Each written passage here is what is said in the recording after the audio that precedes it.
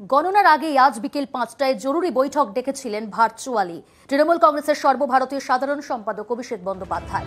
এক গুচ্ছ নির্দেশ দিয়েছেন সেই বৈঠকে। বিস্তারিত জানবো, আমাদের সঙ্গে সরাসরি রয়েছে আমাদের প্রতিনিধি ইরন। আজকের বৈঠকে ঠিক কি কি নির্দেশ দিলেন অভিষেক বন্দ্যোপাধ্যায়?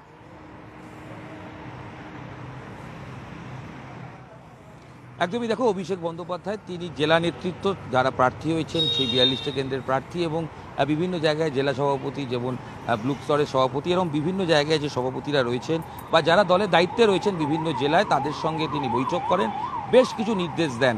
যদি এটাকে সহজ করে বলা যায়, বলতে হবে এটা কিন্তু অভিষেক বন্দ্যোপাধ্যায়ের কৌশল। এবং কি কৌশল?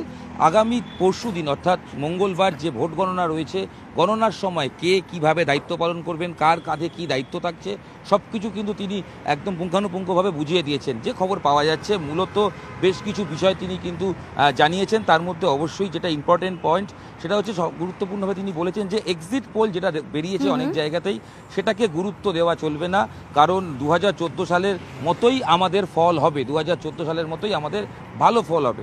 এছাড়াও যদি আমি তার কৌশলী যে বক্তব্য সেগুলো বলি, যেমন ক্যাম্পগুলো যেগুলো গণনা কেন্দ্রের বাইরে হয়, সেই ক্যাম্পে 4 থেকে 5,000 লোক সারাক্ষণ রাখতে হবে, কাউন্টিং শেষ না পর্যন্ত বেরোনো যাবে না।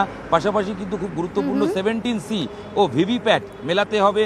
এরকম হতেই পারে, অনেক সময় দেখা যেতে পারে যে এই বিরোধীরা এগিয়ে রয়েছে, তার মানে কিন্তু মনোবল ভেঙে বেরিয়ে আসা যাবে না, ভেতরেই বসে থাকতে হবে যতক্ষণ না গণনা শেষ হচ্ছে।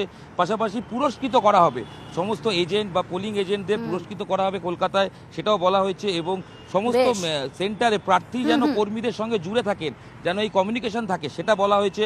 পাশাপাশি কিন্তু আরও দুটো জিনিস বলবো অবশ্যই, যে এটা হতে পারে যে নানা চক্রান্ত হতে পারে, কোনো প্ররোচনায় পা দেবেন না, হাড্ডাহাড্ডি যেখানে লড়াই সেখানে বাড়তি নজর। পাশাপাশি বেশ কিছু জায়গায় বিশেষ দলের বিভিন্ন নেতৃত্বকে দায়িত্ব দেওয়া হয়েছে। উদাহরণস্বরূপ ঘাটালে যেমন মানস ভূঁইয়া, অজিত মাইতি থাকছেন, মেদিনীপুরে জয়প্রকাশ মজুমদার থাকছেন, আরামবাগে শান্তনু সেন থাকছেন, তমলুকে রাজীব ব্যানার্জি থাকছেন।